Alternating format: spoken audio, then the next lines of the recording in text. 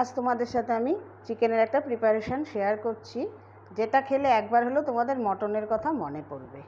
এর জন্য একটা ম্যারিনেশান আছে, যেটা সম্পর্কে আমি পরে বলছি। প্রথমে কড়াইয়ে সর্ষের তেল গরম করে নিয়ে তার মধ্যে গোটা দারচিনি, গোটা শুকনো লঙ্কা ও জিরে ফোড়ন দিতে হবে। এই ফোড়নগুলো থেকে যখন একটা সুন্দর গন্ধ বেরোবে, তখন বেশ খানিকটা কুচো করে কাটা পেঁয়াজ দিয়ে ভাজা ভাজা করতে হবে। পেঁয়াজের মধ্যে খানিক গোলাপি রং ধরলে এর মধ্যে দুখানা টমেটো পেস্ট দিতে হবে। টমেটো, পেঁয়াজ, এই যে পেঁয়াজ পেস্টটা দেওয়ার পর যে ভাজা ভাজা করার পর এবার এই ম্যারিনেটেড চিকেনটা দিয়ে দিতে হবে। ম্যারিনেশনে চিকেনে কি কি করেছিলাম বলি। এর মধ্যে চিকেন তো অবশ্যই আছে, তার মধ্যে একটা গোটা পাতিলেবুর অর্ধেকটা পাতিলেবুর রস, তার মধ্যে 4 চামচের 1 চামচ করে জিরে ধনে গুঁড়ো, সামান্য একটু গরম মশলার গুঁড়ো, সামান্য একটু নুন, সামান্য একটু হলুদ, আর তার মধ্যে 3 চামচ সর্ষের তেল। এটা দিয়ে 1 ঘন্টা ভালো করে ম্যারিনেট করে রেখে দেওয়া হয়েছে।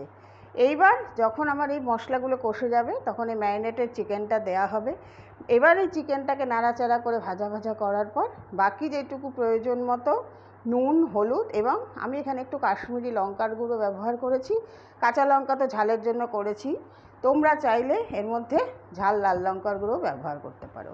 এবার এটা কষতে কষতে যখন এটা থেকে একদম সুন্দরভাবে তেল ছেড়ে আসবে, এবার এর মধ্যে গরম জল দিয়ে দিতে হবে। গরম জলটা দেবে প্রয়োজন মতো বুঝে, যতটুকু ঝোল রাখবে ঠিক সেই অনুযায়ী বুঝে, কারণ এটা সেদ্ধ হতে বেশি সময় লাগবে না, যেহেতু ম্যারিনেট করা ছিল।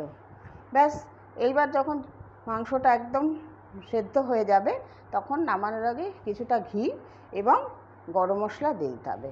ব্যাস, খাওয়ার জন্য হয়ে গেল রেডি। এটা তোমরা ভাত, রুটি, পরোটা যে কোনো কিছুর সাথে খেতে পারো, এবং আমি হলফ করে বলতে পারি এটা খেলে একবার হলেও তোমাদের মটনের স্বাদ মনে করিয়ে দেবে। এই রেসিপিটি যদি তোমাদের ভালো লেগে থাকে, একটা লাইক, শেয়ার ও সাবস্ক্রাইব করবার অনুরোধ রইল, এবং তোমরা কিন্তু অবশ্যই আমাকে জানিও এটা কেমন লাগছে। কেমন? Bye bye.